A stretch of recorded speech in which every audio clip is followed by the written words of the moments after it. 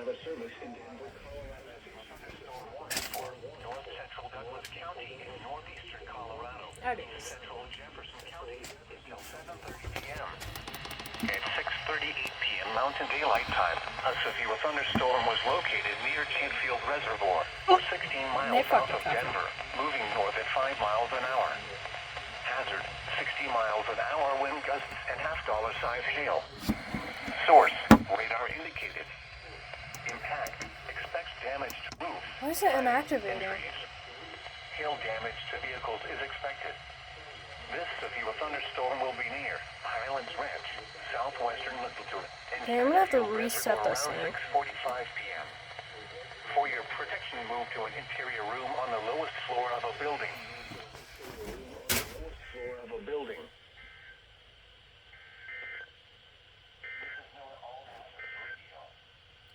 This is no